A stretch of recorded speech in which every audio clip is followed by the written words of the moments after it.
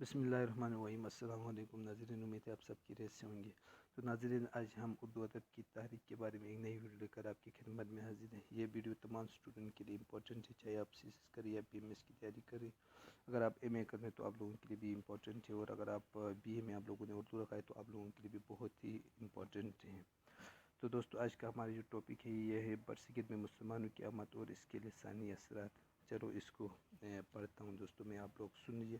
اگر آپ نوٹ کرنا چاہتے ہیں تو اپنے کاپی اور قلم لے آئے اور اچھے وہ امپورٹنٹ پوائنٹ کو آپ نوٹ کر لیجیے گا۔ برصغیر میں مسلمانوں کی آمد اور اس کے لسانی اثرات۔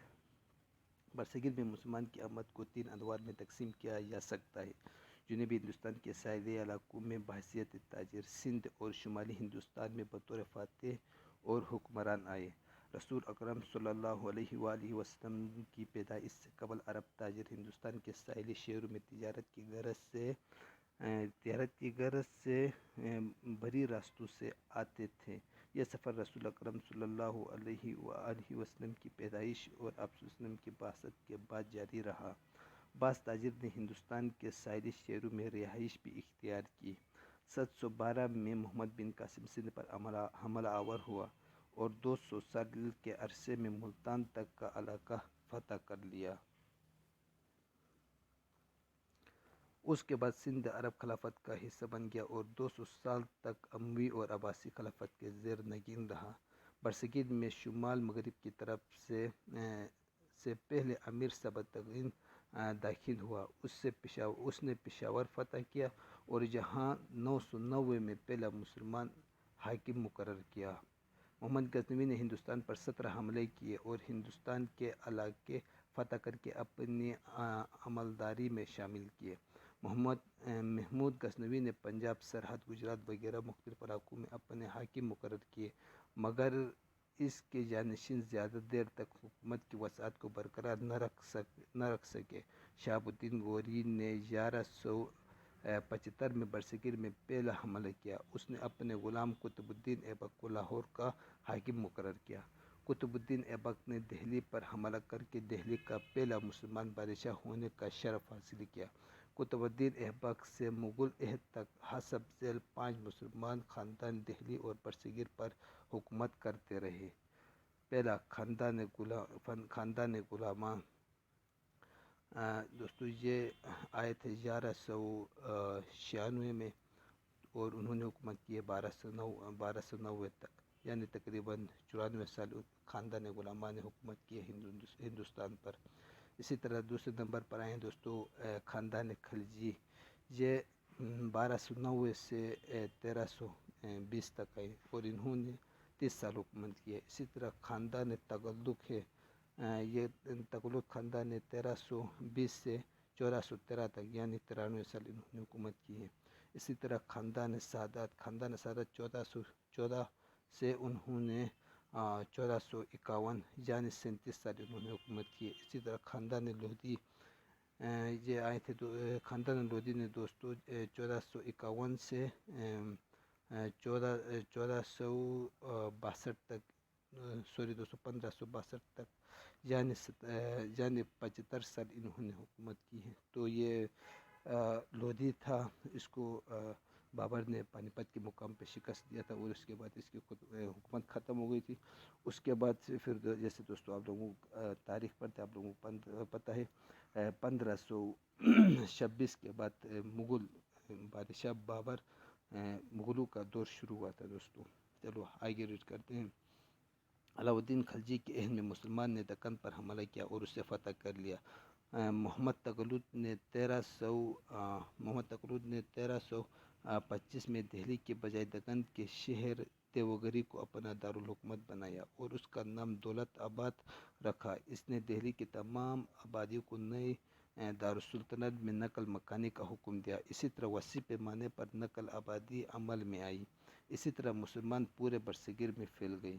برصغیر میں پہنچنے والے مسلمانوں کی زبانیں عربی، فارسی اور ترکی تھے۔ مسلمان نئی زبانیں اور نیا کلچر لے کر آئے۔ برصغیر کو مقامی زبان جمود کے باعث قوت نمود سے محروم ہو چکی تھی۔ یہ زمانہ برصغیر میں فکری انتشار اور ذہنی جمود کا تھا۔ مسلمانوں کی آمد کے باعث ہند ایک نئی تحریک سے آشنا ہوا۔ مسلمان کی آمد کے اثرات یہاں کے ہر زبان میں محسوس کیے جا سکتے ہیں۔ سندھ میں مسلمانوں کی آمد نے سندھی زبان کو نیا روپ عطا کیا۔ اسی طرح پنجاب اور دوسرے خطوں کی زبانوں میں مسلمانوں کی آمد نے اپنے اثرات مرتب کیے۔ ایک زبان ایسی بھی تھی جس نے مسلمانوں کی زبان یعنی عربی، فارسی اور ترکی اس قدر استفادہ کیا کہ ایک ترکیب پذیر زبان کی حیثیت اختیار کر گئی۔ یہ نئی زبان ہر پہلو سے مسلم کلچر سے مستفید تھی۔ اس کا ذخیرہ الفاظ، اس کا طرز احساس، نظام خیال اور انداز بیان ہر لحاظ سے مسلم کلچر کا آئینہ دار تھا۔ مسلمانوں نے اس زبان کو اس حد تک ترقی دی کہ یہ برصغیر کے ہر علاقے میں بولی اور سمجھی جانے لگی۔ اس زبان نے فارسی زبان سے بہت کچھ سیکھا، بہت کچھ اپنایا، یہاں تک کہ چلنے کے قابل ہو گئی۔ اس زبان نے، جسے بہت بعد میں اردو کا نام دیا گیا، فارسی سے بہت کچھ سیکھنے اور حاصل کرنے کے ساتھ ساتھ بہت سی مقامی بولیوں سے بھی فیض حاصل کیا۔ اس لیے کبھی اسے گجری کہا گیا، کبھی دکنی، کبھی دہلوی، کبھی لاہوری، کبھی ہندوی، کبھی ہندوستانی اور کبھی زبان ہندوستان۔ اسی طرح اس کی ابتدا کے بارے میں مختلف دعوے کیے گئے ہیں۔ اس سے کتاب کا سال تصنیف بھی متعین کیا جا سکتا ہے، جبکہ ڈاکٹر جمیل جالبی کی تحقیق کے مطابق مثنوی پدم راؤ قدیم ترین اردو تصنیف ہے۔ بہمنی دور میں نظام نے مثنوی پدم راؤ لکھی۔ اشرف بیابانی نے مثنوی نوسرہار اور میرا انجی شمس الاشاق نے خوشنغص شہادت التحقیقین اور مغز مرغوب کے نام سے منظومات لکھے۔ بہمنی سلطنت انتشار کا شکار ہوئی تو یہ 5 حصوں میں بٹ گئی۔ ان کا نام گولکنڈہ اور دوسرے کا نام بیجاپور تھا۔ گولکنڈہ میں قطب الدین شاہی خاندان کا عروج ہوا اور بیجاپور میں عادل شاہی حکومت کرنے لگا۔ قطب شاہی حکمرانوں نے اردو کے فروغ میں دل و جان سے حصہ لیا۔ محمد علی قطب شاہ، جس نے حیدرآباد کا شہر بسایا تھا، خود صاحب دیوان شاعر تھے۔ اس کے بعد اس خاندان میں 3 اور بادشاہ ہوئے، تینوں شاعر تھے۔ یہاں کے 3 اور بادشاہ بھی بہت مشہور ہوئے، جن کے نام وجیہی، اواس اور نشاطی ہیں۔ ویسے تو وہاں اور بھی بہت سے شاعر ہوئے، مگر ان کی زبان آسان ہے، یہ سب اپنی زبان کو ہندوی کہتے تھے۔ بیجاپور میں عادل شاہی خاندان حکمران تھا۔ اس خاندان میں ابراہیم عادل شاہ نے گیتوں بھری کتاب لکھی، جس کا نام نورس تھا۔ ان کے عہد کے مشہور شاعروں کے نام یہ ہیں: نکرتی، ہاشمی، رستمی۔ ان دونوں سلطنتوں کی ادبی سرگرمیاں جاری تھیں کہ اورنگزیب عالمگیر نے 1676 اور 1677 میں ان پر حملہ کر کے ان پر قبضہ کر لیا۔ شمالی ہندوستان نے سیاسی طور پر جنوبی ہند کو فتح کر لیا، مگر جنوبی ہند کے شاعر ولی نے ادبی طور پر شمالی ہند کو فتح کر لیا۔ دربار شاہی میں اردو شاعری کی صبا اجڑ گئی اور محفل شعراء نے دربار سے نکل کر کوچے و بازار کا رخ کیا۔ عوام نے شاعری کے چراغ کو بجھنے نہ دیا، بلکہ اس کی لو تیز ہو گئی۔ تخلیق کا شعلہ، جس میں حرکت بھی تھی اور توانائی بھی، جنوبی ہند میں اس شان سے چمکا کہ شمالی ہند والوں کی آنکھ بھی اس کی بدولت روشن ہو گئی۔ شاعری کا پہلا سفر ولی کی جنوبی ہند سے شمالی ہند آمد کے باعث ہوا۔ یہ گجرات کے شہر احمد آباد کا رہنے والا تھا، مگر یہ کبھی ٹک کر نہ بیٹھا۔ اس نے کبھی اورنگ آباد، کبھی برہانپور، کبھی سورت اور کبھی دہلی کا رخ کیا۔ غرض اس نے ہر جگہ اردو زبان کو مقبول بنایا۔ گجرات اور دکن کے شاعری میں ہندوستانی عناصر کی فراوانی تھی، مگر مسلمان کے زیر اثر ہندوستانی اثرات کم ہوتے گئے اور فارسی کے اثرات بڑھتے گئے، اور ولی کے ہاں فارسی شاعری روایت اپنی پوری پختگی کے ساتھ جلوہ گر ہوئی۔ اس کے ساتھ ہی دلی کے ہاں برج بھاشا کا اثر بھی پایا جاتا تھا۔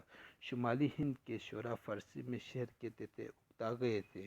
ایک غیر ملکی زبان میں ترقی کے لیے سخت محنت درکار تھی۔ اس میں وہ اجتہاد و اختراع نہ کر سکے، نہ ہی وہ مقام و مرتبہ حاصل کر سکتے تھے جس کو دیکھ کر ایرانی شعراء انہیں تاریخ ادب میں کوئی بلند مقام عطا کرتے۔ ایک اور بڑی بات یہ تھی کہ فارسی شاعری کی عزت افزائی کرنے والے حکمران بھی اب باقی نہ رہے تھے، اس لیے دکن میں ہونے والی اردو شاعری شمالی ہند کے شعراء کی توجہ کا مرکز بننے لگی۔ وہاں سے اردو میں لکھی جانے والی کتابیں شمالی ہند پہنچنے لگیں۔ شمالی ہند کے شعراء پہل تو ولی کے اتباع میں شاعر کہنے لگے، چونکہ دکنی پر برج بادشاہ کے اثرات موجود تھے، اس لیے ان شاعروں نے بھی برج بادشاہ کے دوہوں کے انداز میں اردو میں لکھنا شروع کیا۔ انہی اثرات کے تحت صنعت ابہام کا رواج ہوا، جو ہمیں عہد محمد شاہ کے سبھی شاعروں کے ہاں ملتا ہے۔ یہ اسلوب زیادہ دیر باقی نہ رہ سکا۔ پہلے یہ شاعر فارسی میں بے تکلف کہتے تھے، اب برج کے انداز میں بے تکلف کہنے لگے تھے، اس لیے انہوں نے جلد ہی اس طرح سے بغاوت کی اور اپنی روزمرہ زبان میں فارسی اجزاء کی آمیزش سے شعر کہنے لگے۔ اس تحریک کے بانی مرزا مظہر جان جانا تھے۔ اس تحریک کی ترقی ناسخ کے عہد تک جاری رہی، جس کا پہلا نتیجہ یہ نکلا کہ فارسی اور عربی کے الفاظ اپنی اصلی املا کے مطابق لکھے جانے لگے۔ مثلاً تسبیح صحیح جگانہ اور دیوانہ کو پھر سے تسبیح صحیح بیگانہ اور دیوانہ لکھنے لگے۔ شمالی ہند میں 18ویں صدی عیسوی کے پہلے نصف میں فائز، حاتم، ابرو، یک رنگ اور ناجی بہت مشہور ہوئے۔ دوسری صدی میں میر درد، میر تقی میر، مرزا محمد رفیع، سودا میر محمد سوس کے نام بہت زیادہ نمایاں ہیں۔ اردو زبان کی ترقی کے سلسلے میں لکھنؤ کی خدمات بھی ناقابل فراموش ہے۔